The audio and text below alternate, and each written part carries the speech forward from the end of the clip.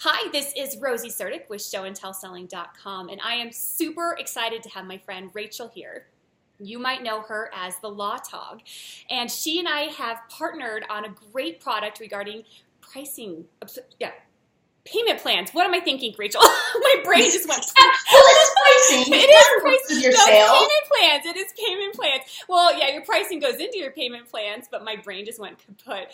But anyway, we have a great product, and we wanted to talk to you guys about it today. I have a little ebook that describes exactly how to set up payment plans, and Rachel has the contracts that will protect you on payment plans. But first, Rachel, I wanted to have you introduce yourself. Please tell us about yourself. We know you as the TheLawTog, but let us know something that's unique that we don't necessarily see through your TheLawTog brand. So yes, I am a lawyer, photographer, and a business consultant. I've actually been doing business consulting for over 10 years. I've just really narrowed in to helping photographers because it's what I know best. I am a mom and a wife. I'm actually a mom to 5 little ones, which is still so weird to say out loud. But I love it. I love it. And 2 little rescue puppy dogs that we were talking about earlier. And you want to know something that no one may know about me? Yeah, something that people don't tend to see when they see you online or when you speak, something that you can relate with other people on that they might not always see. I was thinking something more fun, like sharing that I can peel a banana with my toes. What? Are you serious?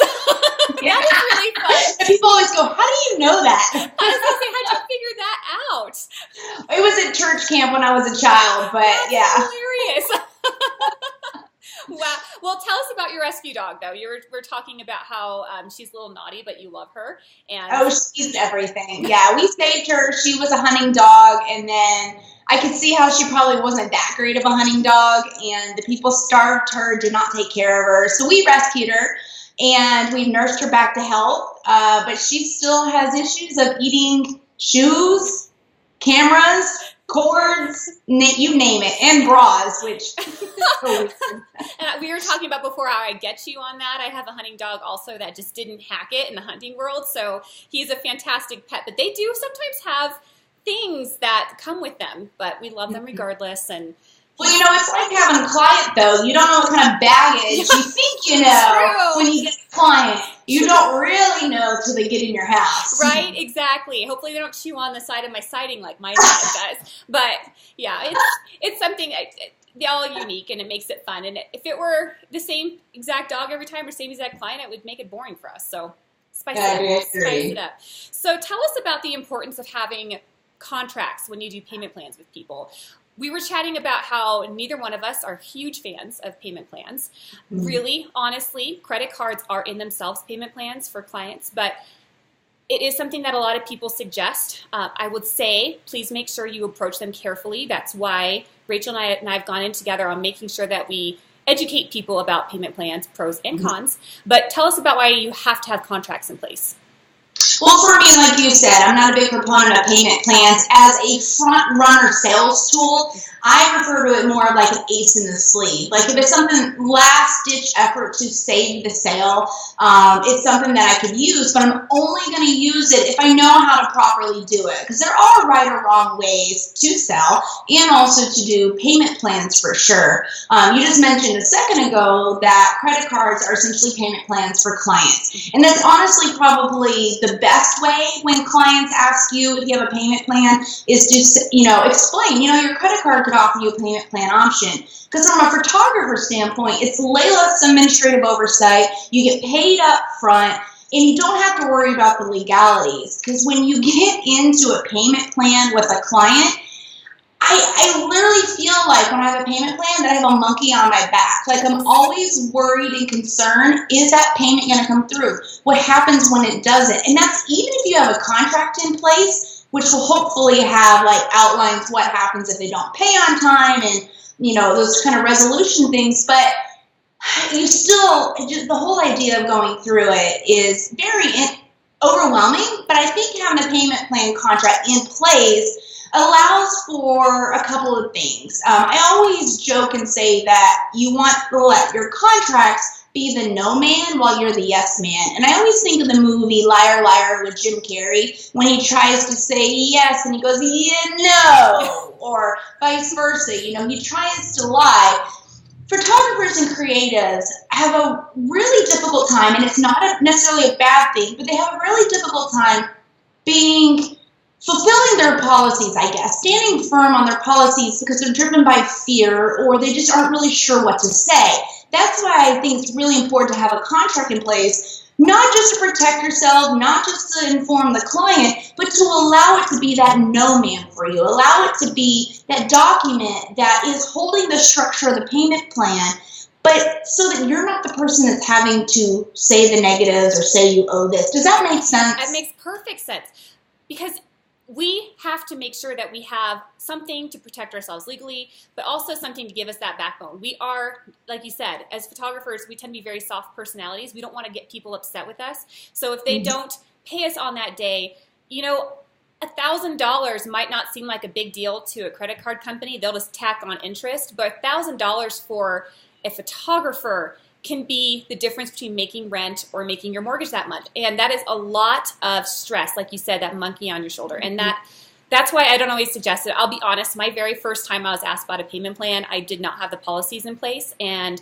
sure enough, I did it all wrong. And I admit that. I gave them way too much on the front end, and I ended up losing money on the sale. The guy called me about a week later and said that he lost his job, that he couldn't pay. So I said, okay, we'll push it back. What happened? He never ended up paying his bill.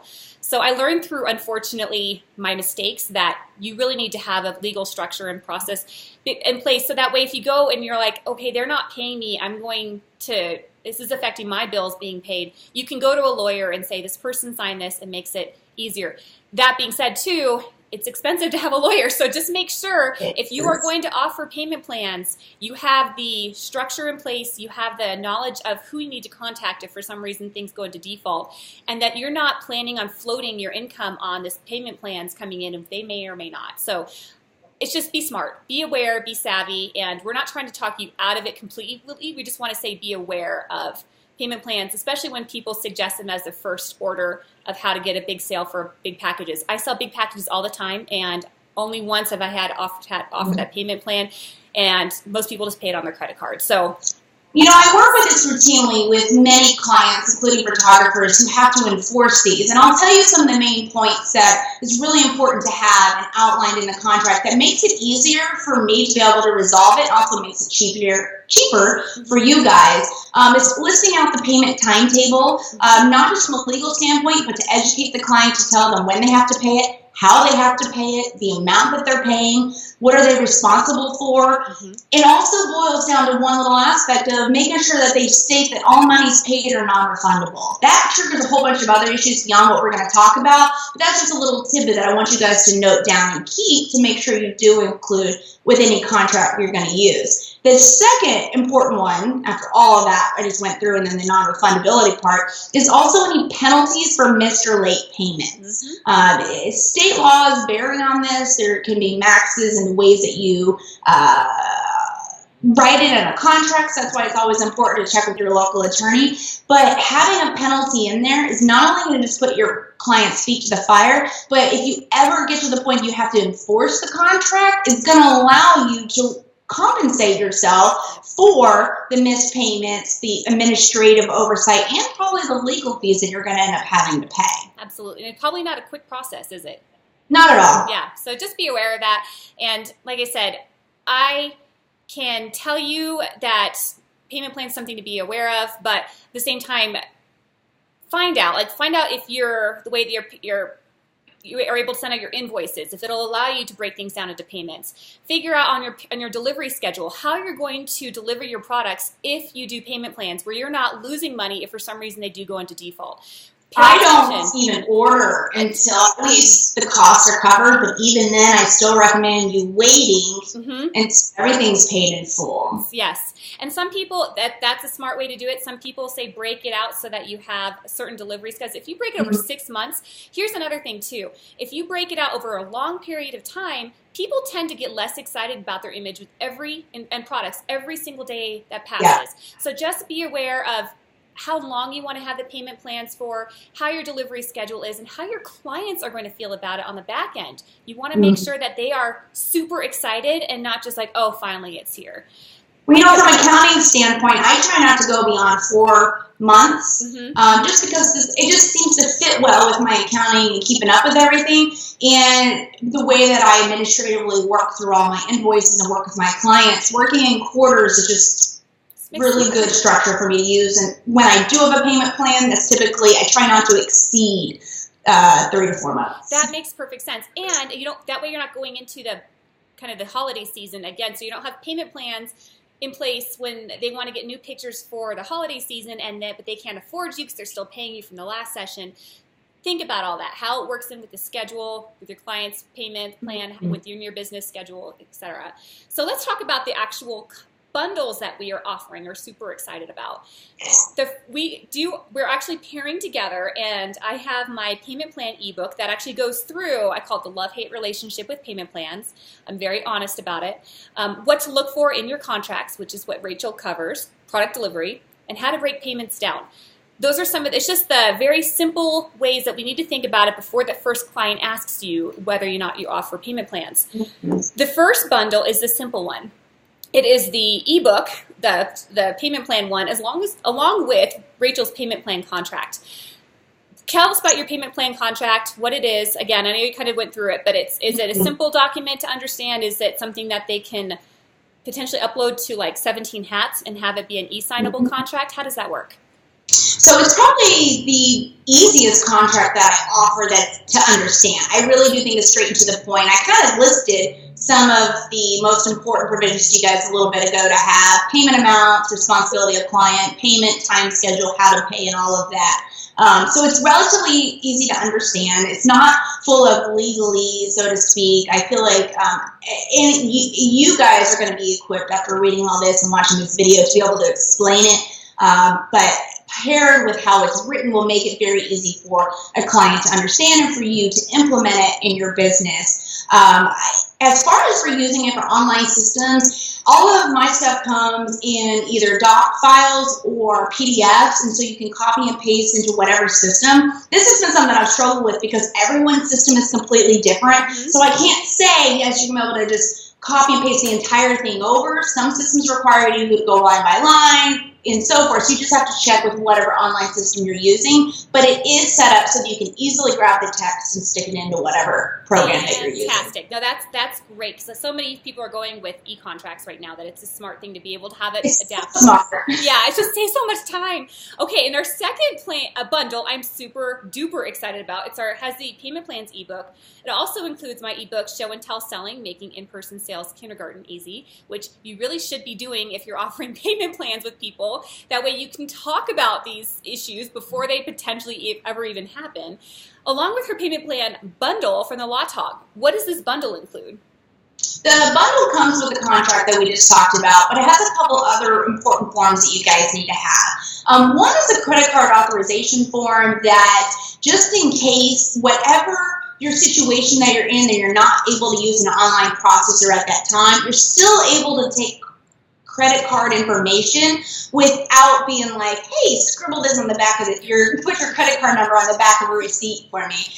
It is a very professional looking document for you guys to gather their credit card information and to be able to process through your payment processor later on. If you have an in-person payment processor, you probably can skip over that relatively quickly, or just give it to your individual to be able to read the terms and so forth that you have listed at the end of that form. And then another one is also an invoice template form. This is one that I use that I can send to people with invoices. I know your online systems may have an invoicing option. They may not. You may need to customize, or you can use it in person, especially if you're doing in-person sales. This is the template form that makes it really easy just to fill out, and it's basically fill in the blank invoice. And then I also have some scripts in there, kind of how I would solicit, I hate that term, but how I would request that a client use a payment plan, that last-ditch effort to try to save the sale as much as possible. That sounds Amazing. And both of these bundles can be found at right now showandtellselling.com. And eventually it'll be on TheLawTog.com. We were talking about that. We're thinking later on this year.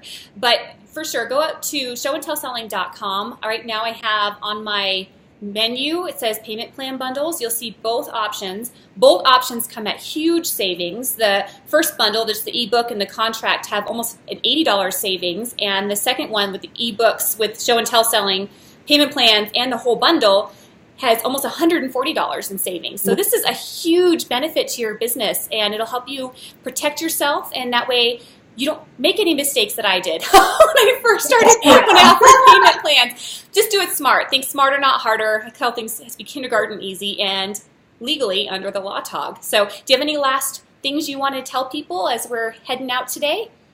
I just want them to pat themselves on the back for taking steps to use these resources that are available out there, because I wish I had had the access to this type of education when I first started out, because I would not have made nearly as many mistakes.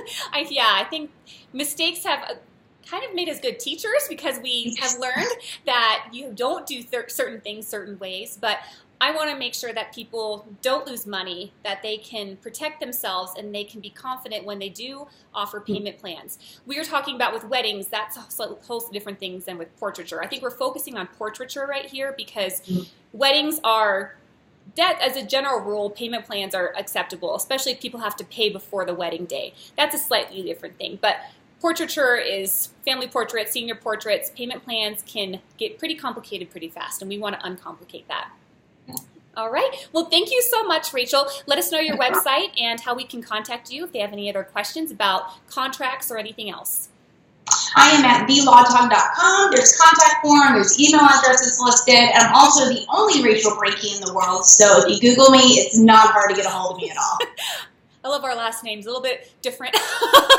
Yeah. Well, I have 4 brother-in-laws, and every time they bring a Rachel home, I'm like, nope. I worked too hard, and that's not happening.